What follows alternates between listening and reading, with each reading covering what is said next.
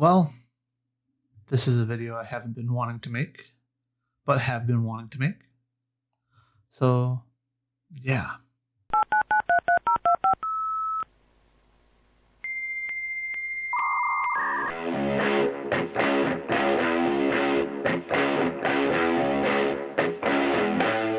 Greetings, program!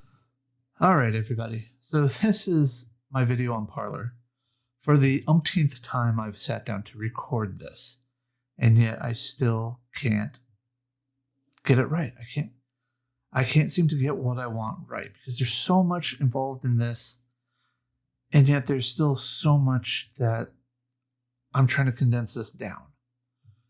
If I were to speak and rant and ramble how I normally do, it would literally be like an hour and a half long.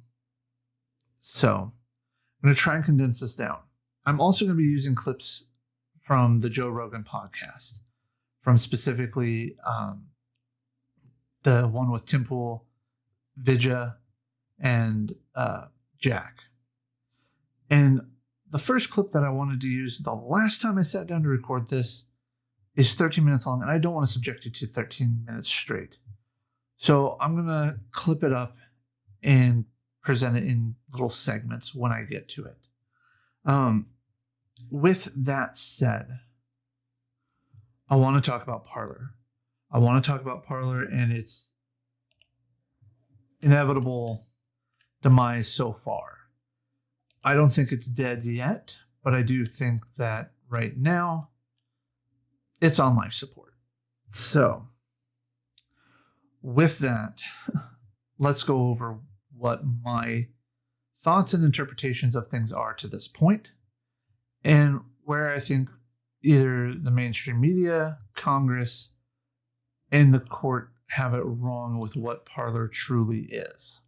So, first and foremost, Parler is an alternative to Twitter.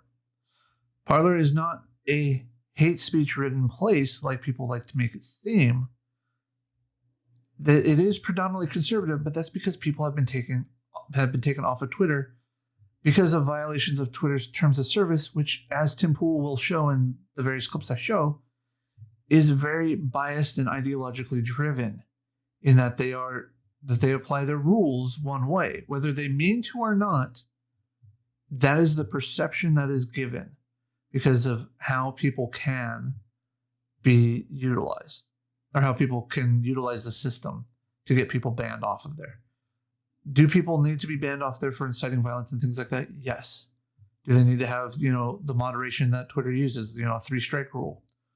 Sure, the more egregious it is, the more, even on the first offense, should still warrant at least a severe punishment, not just bad person, delete your tweet and, in a couple hours we'll let you have it back. No. Some of the examples Tim uses in the segments that I'm going to use, especially if it's a first-time offense, should be bad person, delete your tweet. Oh, by the way, you're not getting back on for a week or two. Because honestly, some of these things that people are talking about at the time of that podcast warranted a severe timeout, so to speak. So I'm going to bring up those clips intermittently throughout this video. Bear with me as I edit them together. But I first want to go over the House Oversight Committee and their response. So let's move over to that. The House Oversight Committee chair requests the FBI to probe Parler, including its role in the Capitol siege. Rep. Maloney wants to plan an investigation, and I think very much that this is more along the lines of the McCarthyism Red Scare, in a sense. So, I'm going to skip over the first paragraph and go right to the heart of this. Rep. Carolyn Maloney, chairperson, said that the request is a step towards opening a formal committee investigation into sites that may encourage violence, including Parler. Parler does not encourage violence. Parler allows that there are certain aspects to free speech, especially with the way it pertains to the law in the U.S. that they want to represent in their representation of the First Amendment. Whether you agree with it or not, whether I agree with it or not, is irrelevant. It is Parler's platform. Well, was Parler's platform, hosted on AWS or Amazon Web Services. So it became prominent last year as a freewheeling alternative to Twitter, gaining popularity in particular amongst conservatives. It didn't gain popularity among conservatives because of anything other than the fact that conservatives are disproportionately banned off of Twitter. Again, I'll have a clip for that in a minute. So she said the committee will begin its own formal investigation of Parler and similar sites, and that the top priority for her is to learn answers to a range of questions about Parler, including its alleged ties to Russia as documented in news reports. Her letter Thursday singled out Parler's use of Russian-owned web services company DDoS Guard that also has Russian government clients and may leave Parler vulnerable to data requests by Russian agencies. The problem is that this company they're using is only available to them because nobody else here in the US or any other Western country will pick them up because Google, Apple, and Amazon have banned them. Okay? So if I were your company and I saw what Amazon did to Parler, and I'm thinking about having a platform for people to comment on and discuss things, I'm highly considering not using Amazon, especially after we get to their thing, their case. So we don't really need to worry about that. Yeah. Parler has previously described its ownership and leadership as based in the U.S., with conservative financier Rebecca Mercer and commentator Dan Bongino amongst its investors. It hired DDoS Guard to protect it from cyber attacks after Amazon Web Services suspended Parler for having inadequate moderation policies, citing in a legal filing what it said to be the site's, quote, unwillingness and inability to, end quote, to remove content, quote, inciting and planning the rape, torture, and assassination of named public officials and private citizens, end quote. Yeah, that there were those types of things, but that was all. That's also on Twitter, so let's not sit here and pretend that this is exclusive to alternative media. It's everywhere. We know that they're going to try and get back up. Maloney wants the Bureau to conduct a robust examination. The FBI hasn't commented.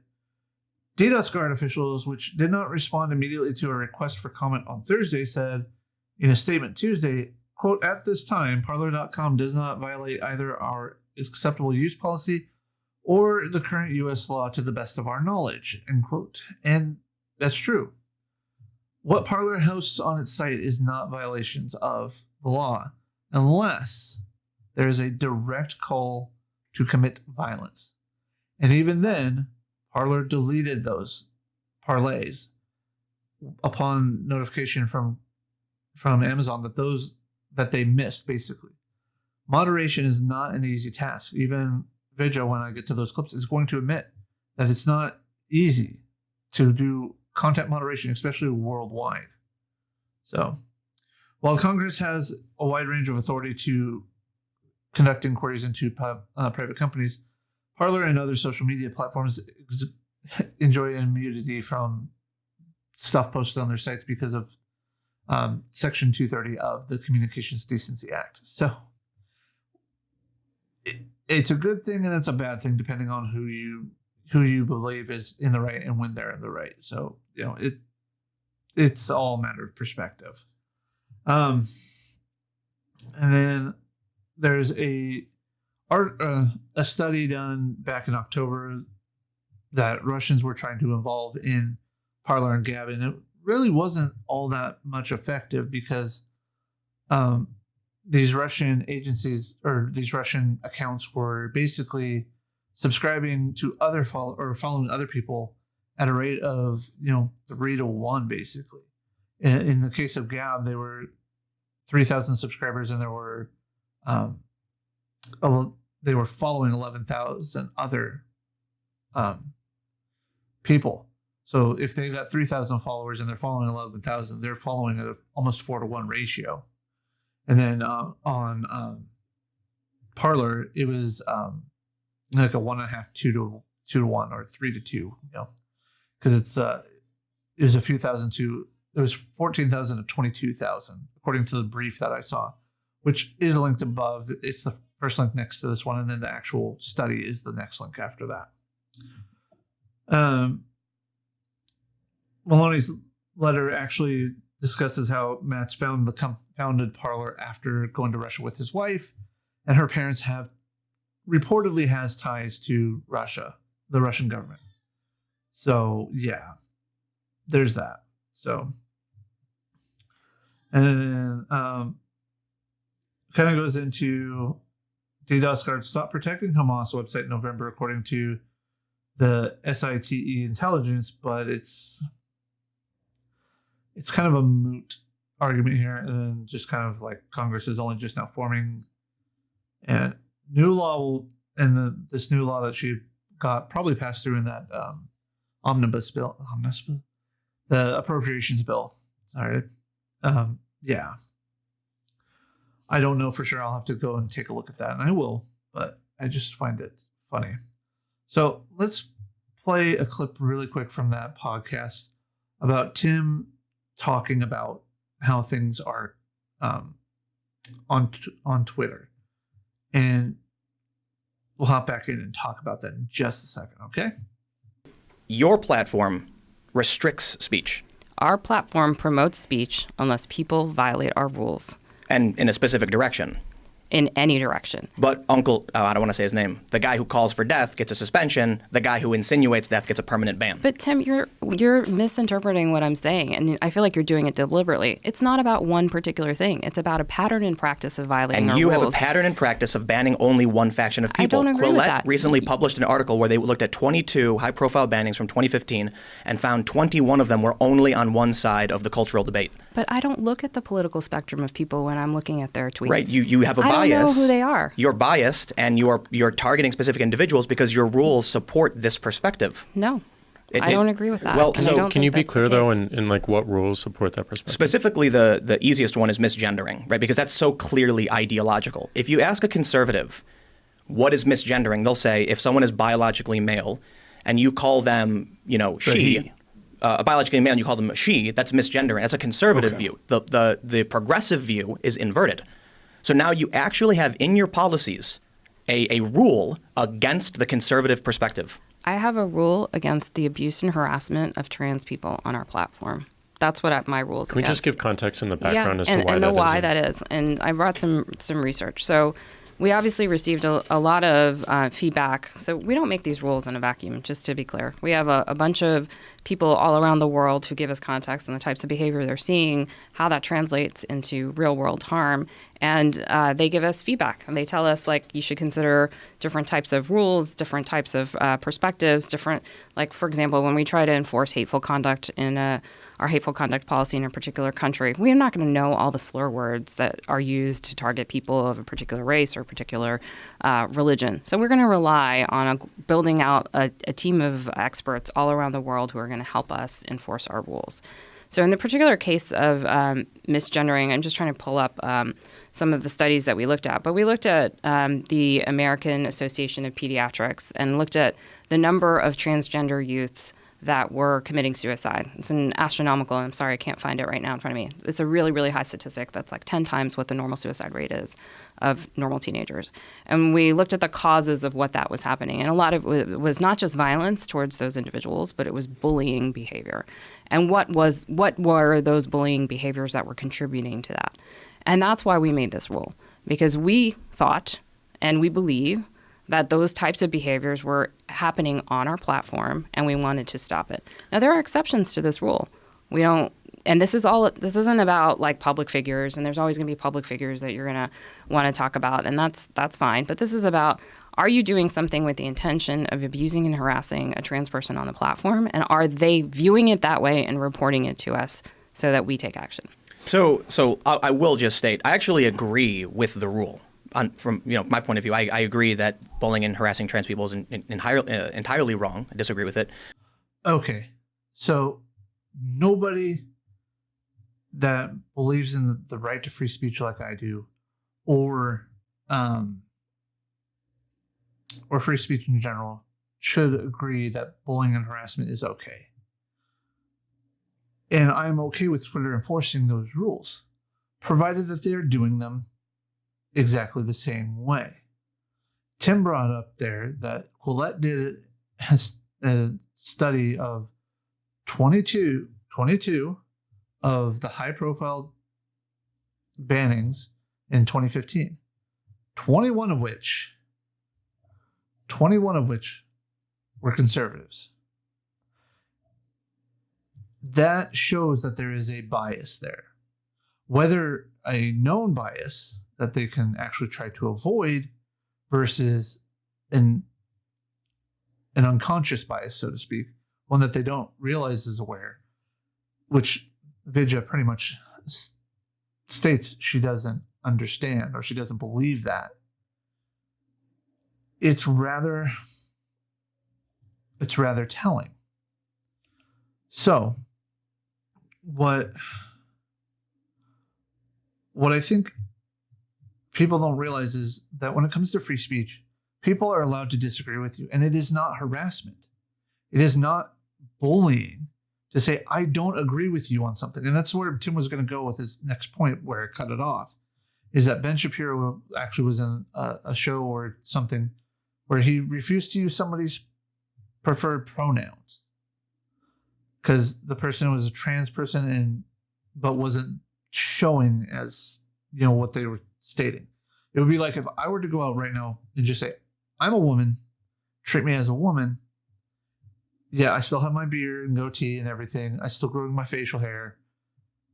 And I'm doing nothing to say that to change my ways of being man or woman.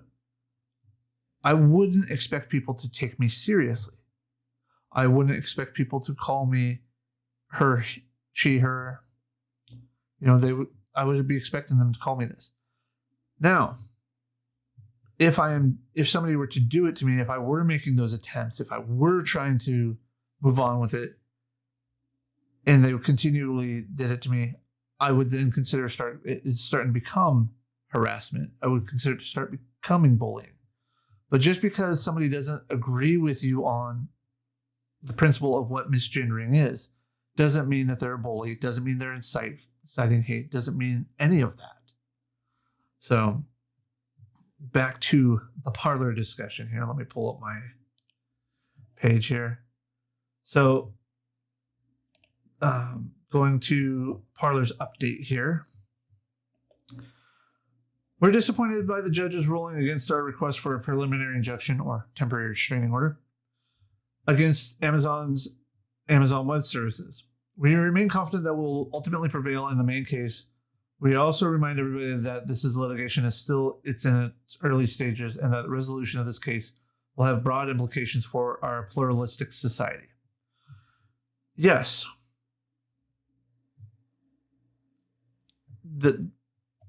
It's still in its early stages. There's still time for Parler to be vindicated with the way the judge wrote their order, which I'll get into in a second. And so you can see the other tab here is about that. I think that Parler is a little bit misinterpreting what the judge is saying. Parler is gratified that the court refused to uncritically accept Amazon's argument, widespread, repeated in the media, that the Parler platform was somehow used to plan, coordinate, and execute the despicable January 6th riot at the Capitol. Based on the evidence of which we are aware, the Parler platform was not used in that manner. Even though competing platforms clearly were used for that purpose, we are grateful the court refused to join in that dishonest attempt to make Parler the scapegoat of the riot. Yeah, that's true. So, anyways, let's move on to the decision. Judge denies Parler's temporary restraining order against Amazon Web Services. I'm not going to go into the full article, kind of like I know I didn't go into the full article of the House of Representatives thing, but I'm not going to go that deep into this one either. I'm just going to kind of cover the basics. It's Judge Barbara Jacobs Rothstein, who is actually a Jimmy Carter appointee. So kudos to you, Mrs. Rothstein, for a great tenure of service, and I hope she continues to go on for as long as she can. She has determined that the likelihood Parler would ultimately prevail on his claims is not great, but again, she's going this based off of what has been presented so far, not any actual evidence that has been presented, because there could be other evidence that we have no access to because Parler hasn't submitted it yet. So, quote, the court, and again, this quote is coming directly from her statement, in her, not her opinion, her ruling. That's what I was calling for.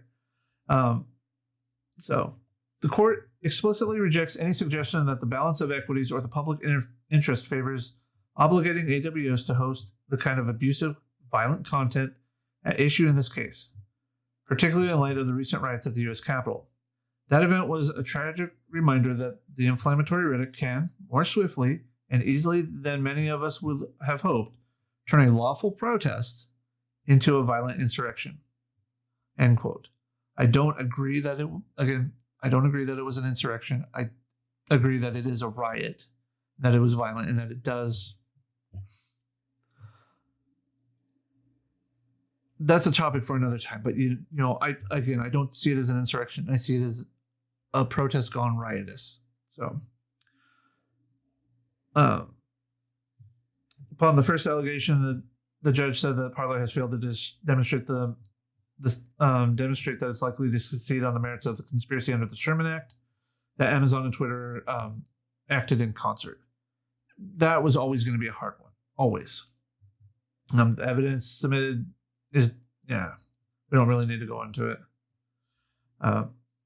She said Parler doesn't deny that the content posted on its platform violated the terms of its agreement with Amazon, claiming that AWS failed to provide Parler that Parler was in breach and to give Parler 30 days to cure, as Parler claims was required.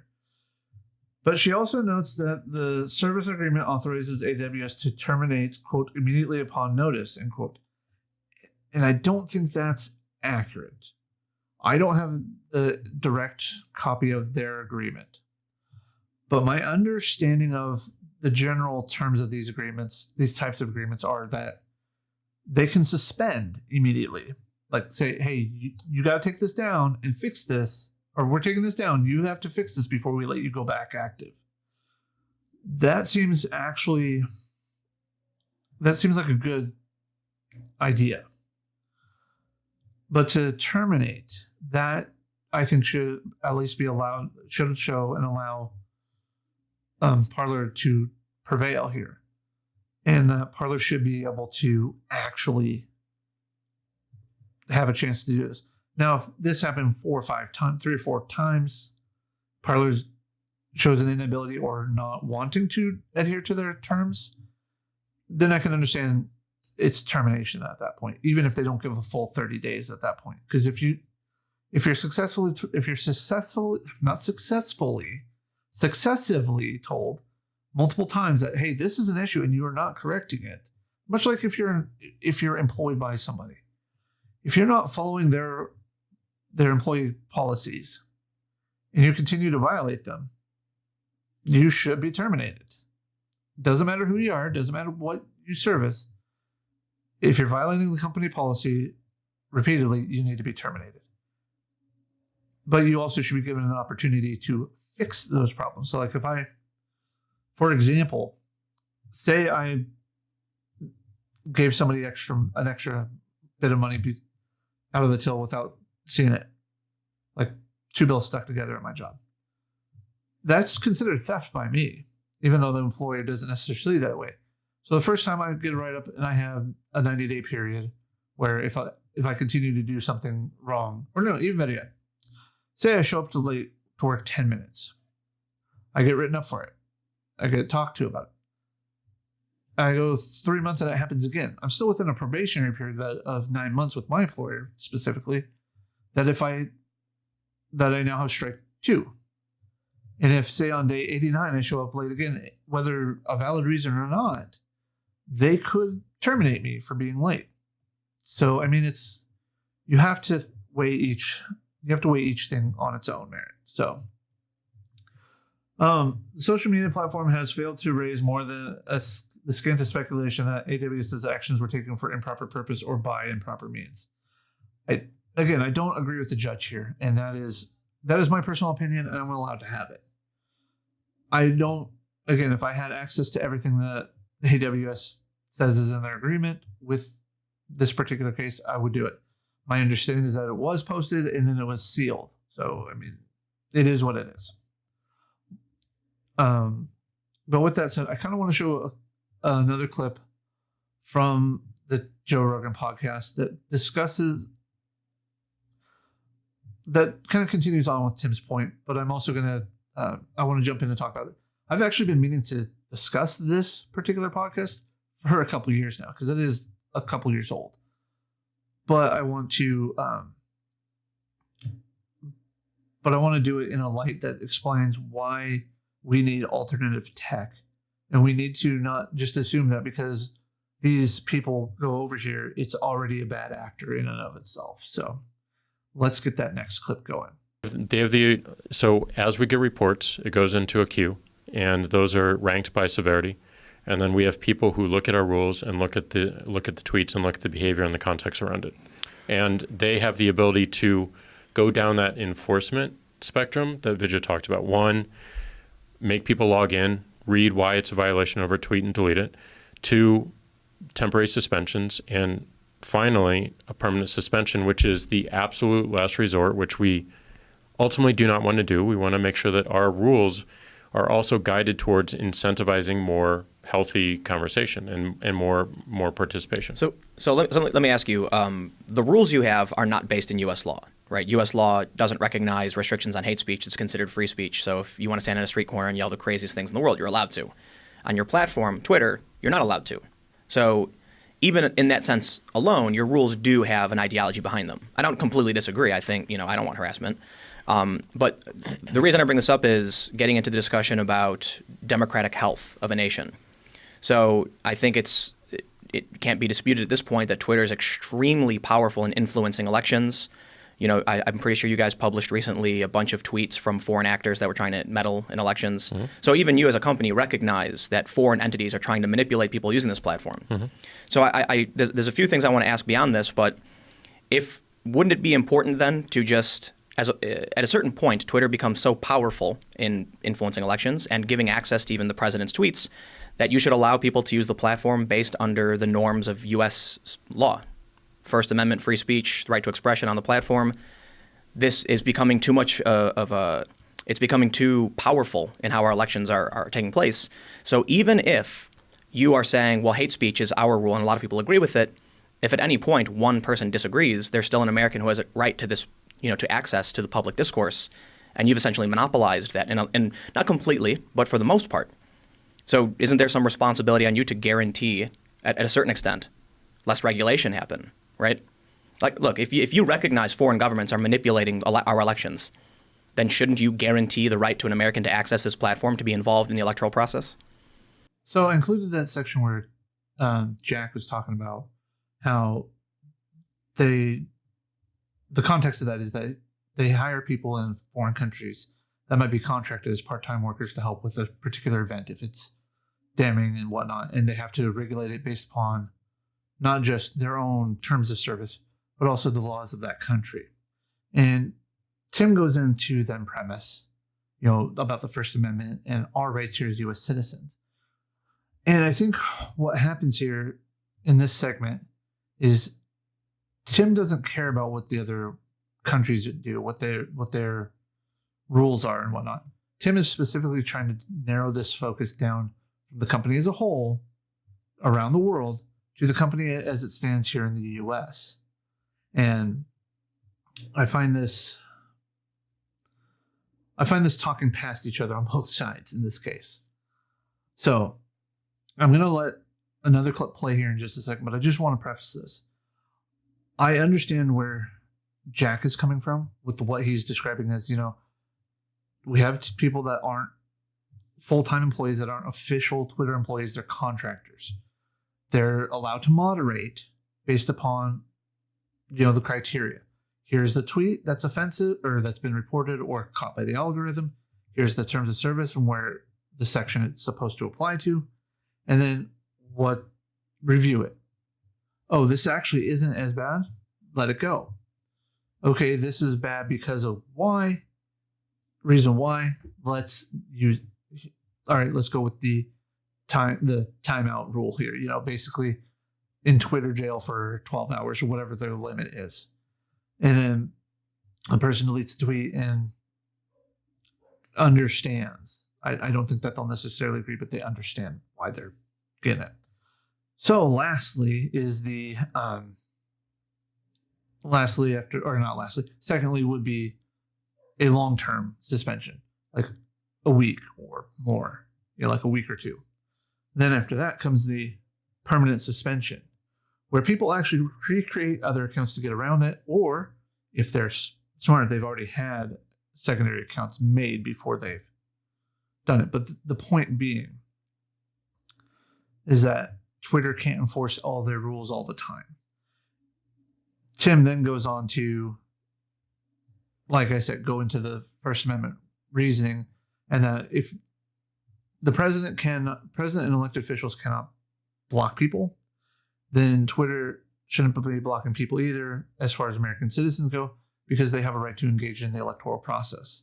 People are going to argue against that because, there's more ways to communicate with your reps than just Twitter, So, and I get that. But again, digitally speaking, Twitter is the public square. Wouldn't you agree? So let's get to that next clip. I'm not sure I see the tie between those things, but I will address one of your points, which was we're a platform that serves the world. So we're a global. 75% of the users of Twitter are outside of the United States. Oh, no, right. So we don't apply laws of just one country when we're thinking about it. We think about how do you have a global standard that can meet the threshold of as many countries as possible, because we want all the people in the world to be able to participate in this conversation. And also meet elections like the Indian election coming up as well. Right. And my understanding is you were also accused of being biased against conservatives in India recently. There was a report on that, as well as you held up a sign that said something offensive about the Brahmin. Mm-hmm. Yeah. So in that sense, even in other countries, you're accused of the same things that you're being accused of by American conservatives.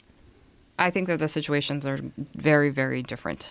And I don't think that the ideologies in play are the same at all. Well, so the reason Can we clarify that? Because I'm not aware of the case. I'm not sure what you're talking about, but we did have our Vice President of Public Policy testify in front of Indian Parliament a couple of weeks ago, and they were really focused on election integrity and safety and abuse and harassment of women and political figures and the likes.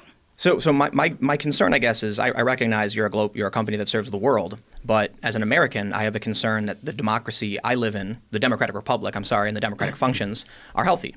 One of the biggest threats is, Russia, Iran, China. They're trying to meddle in our elections using your platform, and it's effective. So much so that you've actually come out and removed many people. Covington was apparently started by an account based in Brazil. The Covington scandal, where this fake news goes viral, was reported by CNN that it was a dummy account. They were trying to prop it up, and they were pushing out this out of context information. So they do this. They use your platform to do it. You've now got a platform that is so powerful in our American discourse that foreign governments are using it as weapons against us. And you've taken a stance against the laws of the United States. I don't mean like against, like you're breaking the law. I mean, you have rules that go beyond the scope of the U.S., which will restrict American citizens from being able to participate. Meanwhile, foreign actors are free to do so long as they play by your rules. So our elections are being threatened by the fact that if there's an American citizen who says, I do not believe in your misgendering policy, and you ban them. That person has been removed from public discourse on Twitter. Right, but they don't get banned for saying they don't agree with it. They get banned for specifically violating it by targeting an individual. Let's say in protest, an individual repeatedly says, no, I refuse to use your pronouns, in like Meghan Murphy's case. And she's a Canadian, so I don't want to use her specifically. The point I'm trying to make is, at a certain level, there are going to be American citizens who have been removed from this public discourse, which has become so absurdly powerful, foreign governments weaponize it, because you have different rules than the American country has. So just to be clear, my understanding, and I'm not expert on all the platforms, is that foreign governments use multiple different ways to interfere in elections. It is not limited to our platform, nor is it limited to social media. But the president is on Twitter. The right? president is on a lot of different platforms, as is the White House. I think it's fair to point out the media coverage of his Twitter account is insane, and they run news stories every time he tweets. That's certainly undeniable. I'm just pointing out that there are a number of different avenues for this, and individuals have choices in how they use a platform. He might have other platforms, but he uses Twitter almost exclusively. And what I'm trying to bring up is that if Twitter refuses to acknowledge this problem, you are facing regulation. I don't know if you care about that, but at a certain point... Sorry, which problem? If you're going to restrict American citizens from participating on a platform where even the president speaks, and it's essentially you have a privately owned public space, if I could use an analogy that would be most apt, and you've set rules that are not recognized by the U.S. In fact, when it came to a Supreme Court hearing, they said hate speech is not a violation. It's actually protected free speech. So there's actual odds. So there might be someone who says, I refuse to live by any other means than what the Supreme Court has set down. That means I have a right to hate speech. You will ban them. That means your platform is so powerful, it's being used to manipulate elections, and you have rules that are not recognized by the government to remove American citizens from that discourse. So as a private platform, you've become too powerful to not be regulated if you refuse to allow people free speech. Okay, so how does this tie into Parler and Parler's deplatforming on Google, Apple, and Amazon? Well, like Tim is talking about, as you remove people from Twitter, from the biggest digital public square, where at the time this was going on, you know what I mean. At the time it was going on, Donald Trump was the president, and he used his personal Twitter platform exclusively to get around the media when the media would say things that he didn't agree with. When I say he, Donald Trump, President Trump. Former President Trump, whatever you want to say. The point being that as you remove people from being able to discuss with certain individuals who exclusively use your platform, you're removing them from the discourse, the public discourse. Now, as many people will say is a defense for Twitter, is that there are other platforms to do it. But as Joe Rogan said, he uses the platform exclusively, at least he did. Anyways, and so when it comes to alternative platforms, we need to have platforms where people can discuss and people can be included in the debate, even if they are not necessarily included in the main debate on the main public square. You know, a public square debate or discourse in New York is definitely going to be different than one in Manhattan, Nebraska, and Kansas, something like that. You know, the little apple, basically. Again, neither here nor there. I'm just saying, by removing a competitor to a platform, to another platform, reduces the ability of people to discuss things. I should be able to discuss with you, whoever you are, whichever viewer you are watching this, directly on Twitter, directly here on YouTube, directly on any social media platform that we happen to share, that we are willing to talk about. The difference between Twitter and Facebook is that Twitter is more open and more public. I can set privacy settings. I can set them on Twitter too, but it still doesn't prevent, once I engage with you, for you to respond to me. You see it all the time. There are tweets where it's like, this user restricts who they can see their tweets. And there's ways around some of that stuff. Like, for example, I've been blocked by somebody recently. That doesn't mean that I can't go see what they're hiding from me if I choose to. There are ways around it, but I can't engage directly with them. All I can do is take, oh, look, so-and-so left or said this via screenshot. I'm responding to it. They can then go and say, well, how the hell did you get this? Yada, yada, yada. I've got you blocked. Not knowing that there are other ways to do it. Parler, we need alternative tech. We need other ways to communicate.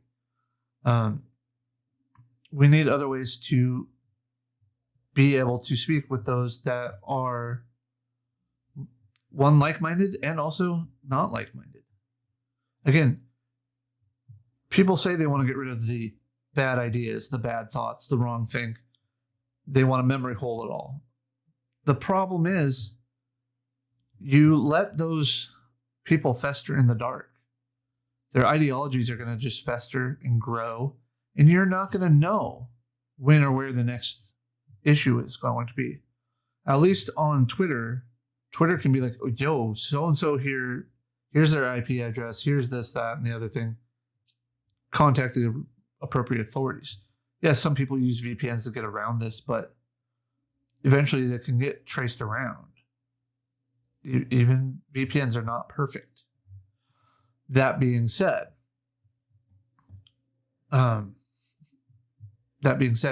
you can always, I would rather have people that have egregious thoughts, egregious speech, rhetoric, everything, be on a public-facing platform. So that way we can find out their ideology and maybe subvert it our own way. You know, much like the debunking community deals with flat earth, the flat earth and all that. It is flat earthers say one thing, debunkers counter it. Flat earthers say another thing, debunk it again. So on, back and forth. This is what helps keep some people, not all of them, but it helps get people out of those types of things. And again, the only way we're going to be able to do that is if we allow more speech. Again, if you can prove that there is a targeted harassment and not just a conversation where it's back and forth, and they are bickering, for lack of a better term, that's not necessarily harassment. That's not necessarily targeted harassment. It is exactly what it is. Banter, discourse, back and forth. And if both sides are doing it, it does not matter. Now, if one side is doing it completely, entirely on their own, and the other side is not engaging in it, I can understand an argument to be made there. With all that said, with everything that I've put into this video, it's already way too long, still longer than I wanted it to be originally. The point I want to make, just summarizing the points I want to make. Parler should never have been ejected from the services that they've been ejected from.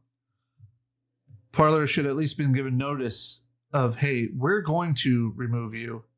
You have 30 days, 45 days, whatever, to gather up your assets and move them to somewhere else. You can still have your stuff. We still expect moderation. We still expect this, to follow the rest of our services. And here's some list of problems to solve while you're here. Okay. The team that deals with moderation can handle those problems, and the owners and everything can work on getting everything else settled. That is what should have happened, in my opinion. But your opinions may differ. And if you do have differing opinions, or even if you agree, let me know down below in the comments section. We can have that discourse. I just ask that you don't be overtly racist, overtly hateful. Again, I don't have a problem with people saying what they want to say, but I'm going to follow the terms of service of YouTube. I'm going to follow the terms of service that are required of me.